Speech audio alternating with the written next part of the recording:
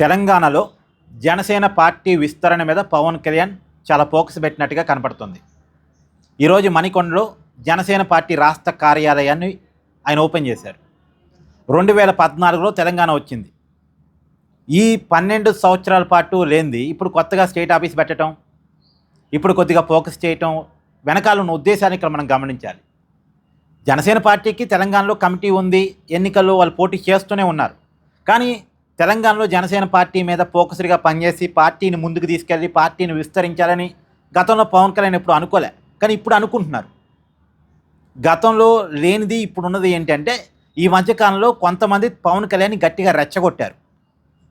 నేను గతంలో కూడా చెప్పా, పవన్ కళ్యాణ్ స్వభావం ఎలా ఉంటుందంటే ఎవరైనా సరే ఆయన్ని రెచ్చగొడితే, ఆయన్ని ఎక్కువగా గెలుక్కుంటే ఆయన మరింత కసిగా మరింత ఫోకస్డ్గా పనిచేస్తారు. వాళ్ళకి వ్యతిరేకంగా చాలా ప్లాన్డ్గా పనిచేస్తారు. అప్పటి వరకు పెద్దగా దృష్టి పెట్టరు, ఆయన సీరియస్నెస్ తక్కువ. కానీ ఎప్పుడైతే ఆయన ఎక్కువగా గెలుక్కుంటారో ఆయన సీరియస్గా పనిచేయడం స్టార్ట్ చేస్తాడు.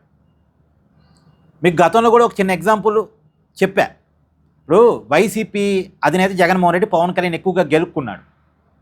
ఎంత గెలకూడదో అంత గెలుక్కున్నాడు.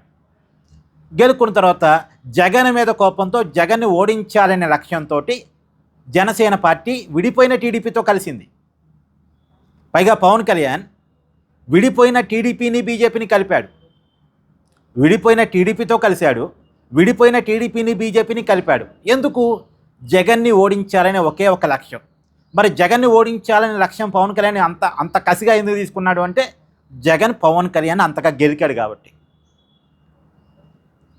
అంటే పవన్ కళ్యాణ్ ఏ విషయాన్నైనా సీరియస్గా తీసుకున్నాడు అంటే ఎంత కసిగా వర్కౌట్ చేస్తాడు అంటానికి this is the best example. ఎన్నికల ముందు జగన్ని అధమ పాతాలను తొక్కుతాను అని చెప్పి తొక్కేశాడు. అంటే తెలుసుగా ఇప్పుడు రిజల్ట్ ఎలా ఉందన్నది. జగన్ 11 సీట్లకు పడిపోవడం మీ కళ్ళ ముందు జరిగిందిగా. ఇప్పుడు తెలంగాణలో కూడా పవన్ కళ్యాణ్ తెలంగాణ వ్యతిరేకి, తెలంగాణలో అడుగు పెట్టకూడదు, తెలంగాణలో రాజకీయం చేయకూడదు, తెలంగాణలో ఆయన రాకూడదు, ఇలా కొంతమంది కొన్ని కామెంట్స్ చేశారు.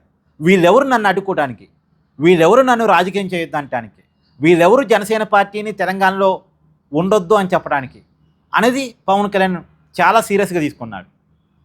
అందుకని ఇప్పుడు ఫోకస్ పెట్టాడు తెలంగాణ జనసేన పార్టీ విస్తరణ మీద. ఢిల్లీ మీటింగ్ వెనకాల ఉద్దేశం కూడా ఇదే. తనకి ఎవరైతే తనను వ్యతిరేకించారో వాళ్ళందరికీ సమాధానం చెప్పే ఉద్దేశంతో, ప్రధాన కాంగ్రెస్ పార్టీని టార్గెట్ చేసే ఉద్దేశంతోనే ఢిల్లీలో సమావేశం పెట్టాడు.